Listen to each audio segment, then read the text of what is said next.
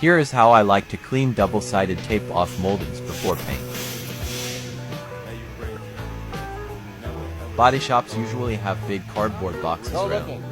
Tape it down, and put the wheel on a drill with low RPM. That's what I'm around always.